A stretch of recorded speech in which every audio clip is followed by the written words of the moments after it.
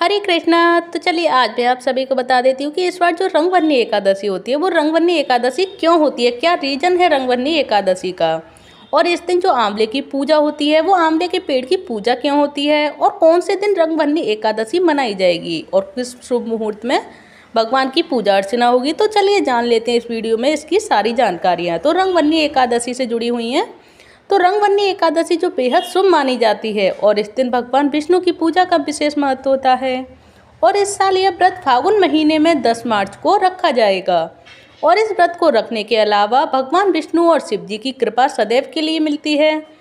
और इसके अलावा इस मौके पर आंवले के पेड़ की पूजा भी बहुत कल्याणकारी मानी जाती है। तो चलिए जान लेते हैं इस व्रत के बारे में कि रंगवन्नी एकादशी क्यों मनाई जाती है, क्या रीजन है रंगवन्नी एकादशी को मनाने का, और इस दिन आंवले की पूजा क्यों की जाती है, यानी कि आंवले की पेड़ की पूजा होती है इस रंगवन्नी एकादशी पर, जिसमें कि भगवान विष्णु का निवास माना गया है। तो इस दिन भगवान विष्णु का निवास इस आंवले के पेड़ में क्यों माना गया है, ये सारे कारण मैं आप सभी को इस वीडियो में बताने वाली हूँ।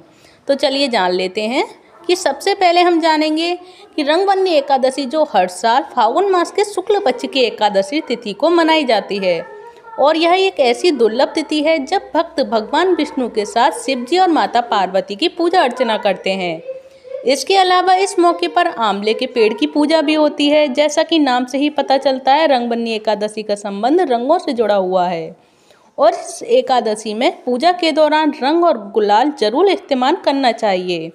वहीं इस बार ये कब मनाई जाएगी, तो आइए जान लेते हैं इसकी शुभ डेट के बारे में, शुभ मुहूर्त के बारे में सारी जानकारी रंगवन्नी एकादशी से रिलेटेड कि रंगवन्नी एकादशी का संबंध रंगों से तो जुड़ा हुआ है, पर क्यों जुड़ा हुआ है और कौन से समय पे इसकी हम पूजा अर्चना करेंगे, जिससे भगवान विष्णु को ये जो एकादशी व्रत समर्पित है, इसमें कौन से समय किस मुहूर्त में भगवान विष्णु की पूजा अर्चना होगी। तो वैदिक पंचांग के अनुसार फागुन महीने के कृष्ण पक्ष की एकादशी तिथि की शुरुआत होगी 9 मार्च को सुबह 7:45 पर। वहीं इसका समापन होगा 10 मार्च को सुबह 7:44 पर। तो ऐसे में 10 मार्च को ही रंगवन्नी एकादशी मनाई जाएगी। और इसके अलावा जो इसका पारण समय होगा वो कौन सी डेट को होगा, कौन से समय पे होगा, तो वो होगा 11 मार्च को सुबह 6:35 से 8:13 के बीच में पारण किया जाएगा। व्रत का पारण करना, व्रत को खोलना बोला जाता है कि इस टाइम पे व्रत को हम खोल सकते हैं। 6:35 से 8:13 के बीच में हमारा व्रत खोला जाएगा। तो अब जान लेते हैं कि आंवले के पेड़ की पूजा का इस दिन क्यों महत्व है। तो जो रंगवन्नी एकादशी के दिन आंवले के पेड़ की पूजा का विधान है, यही वजह है कि इसे आंवला की एकादशी के नाम से भी जाना जाता है। तो ऐसा कहा जाता है कि इस दिन आंवले के पेड़ की पूजा करने से व्यक्ति को सुख, सौभाग्य और अच्छे स्वास्थ्य की प्राप्ति होती है। और इसके अलावा इसके पीछे एक पौराणिक कथा भी प्रचलित है कि एक बार माता लक्ष्मी धरती लोक पर भ्रमण कर रही थीं और उसके मन में भगवान शिव और भगवान विष्णु की पूजा करने का विचार आया।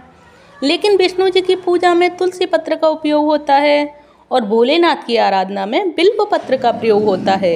इस बात से वे बड़ी असमंजस में थी कि दोनों की पूजा एक साथ कैसे की जाए। तब देवी को याद आया कि आंवले के पेड़ में तुलसी और बेल दोनों के गुण एक साथ पाए जाते हैं।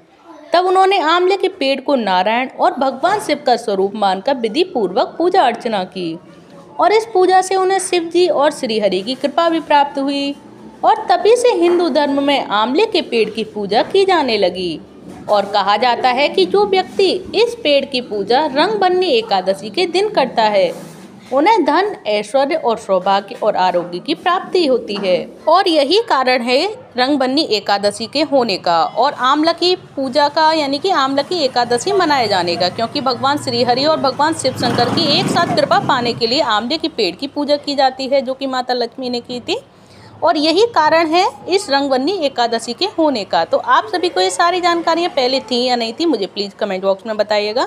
पहले थी तो प्लीज़ कमेंट बॉक्स में जय श्री हरि अवश्य लिखें। और अगर आप सभी को ये सारी जानकारियाँ न्यू प्राप्त हुई हैं तो प्लीज़ कमेंट बॉक्स में ये भी बताइएगा मुझे।